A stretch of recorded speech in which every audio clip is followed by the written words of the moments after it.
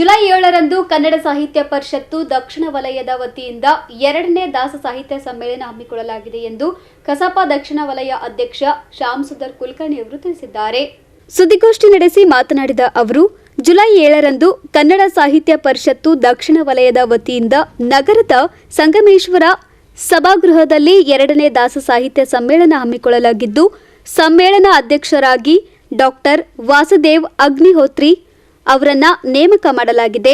ಅಂದು ನಡೆಯುವ ಕಾರ್ಯಕ್ರಮಕ್ಕೆ ವಿಶ್ವ ಹಿಂದೂ ಪರಿಷತ್ನ ಲಿಂಗರಾಜಪ್ಪ ಅಪ್ಪ, ಶಾಸಕ ಅಜಯ್ ಸಿಂಗ್, ಅಲ್ಲಂಪ್ರಭು ಪಾಟೀಲ್, ದತ್ತಾತ್ರೇಯ ಪಾಟೀಲ್ ಸೇರಿದಂತೆ ಅನೇಕ ಗಣ್ಯರು ಭಾಗವಹಿಸಲಿದ್ದಾರೆ. ಇನ್ನು ಕಾರ್ಯಕ್ರಮದಲ್ಲಿ ವಿವಿಧ ಕ್ಷೇತ್ರದಲ್ಲಿ ಸಾಧನೆಗೈದ ಸಾಧಕರಿಗೆ ಪ್ರಶಸ್ತಿ ನೀಡಿ ಸತ್ಕರಿಸಲಾಗುವುದು ಎಂದು ತಿಳಿಸಿದ್ದಾರೆ. ನಗರದ ಸಂಗಮೇಶ್ವರ ಸಭಾಗೃಹದಲ್ಲಿ ಕನ್ನಡ ಸಾಹಿತ್ಯ ಪರಿಷತ್ತು ದಕ್ಷಿಣ ವಲಯದಿಂದ ಕಲಬುರಗಿ ವಿಭಾಗ ಮಟ್ಟದ 2ನೇ ದಾಸ ಸಾಹಿತ್ಯ ಸಮ್ಮೇಳನವನ್ನು ಹಮ್ಮಿಕೊಳ್ಳಲಾಗಿದೆ. ಈ ಸಮ್ಮೇಳನವನ್ನು ಶರಣಬಸವೇಶ್ವರ ಸಂಸ್ಥಾನದ ಹಾಗೂ ವಿಶ್ವ ಹಿಂದೂ ಪರಿಷತ್ತಿನ ಪ್ರಮುಖರಾಗಿರ್ತಕ್ಕಂಥ ಪೂಜ್ಯ ಲಿಂಗರಾಜಪ್ಪ ಅಪ್ಪ ಅವರು ಉದ್ಘಾಟನೆಯನ್ನು ನೆರವೇರಿಸಲಿದ್ದಾರೆ. ಜೇವರ್ಗಿ ಶಾಸಕರಾಗಿರ್ತಕ್ಕಂಥ KKRDB ಅಧ್ಯಕ್ಷರಾದ ಈ ಸಮ್ಮೇಳನದ ಸ್ವಾಗತ ಸಮಿತಿ ಅಧ್ಯಕ್ಷರಾದ ಡಾಕ್ಟರ್ ಅಜಯ್ ಸಿಂಗ್ ಅವರು ಈ ಕಾರ್ಯಕ್ರಮದಲ್ಲಿ ಉಪಸ್ಥಿತರಿದ್ದಾರೆ. ಹಾಗೂ ಖ್ಯಾತ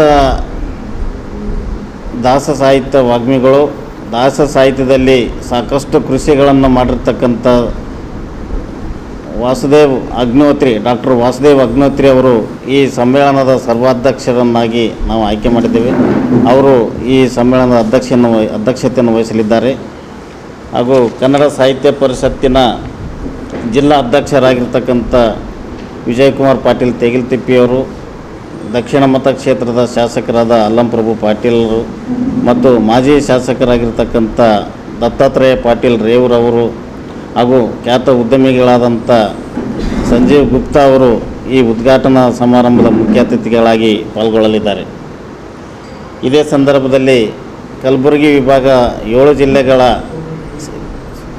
ದಾಸ ಸಾಹಿತ್ಯದ 16 ಜನ ಸಾಧಕರಿಗೆ ಹರಿದಾಸ ರತ್ನ ಪ್ರಶಸ್ತಿಯನ್ನು ಪ್ರದಾನ ಮಾಡಲಿದ್ದೇವೆ.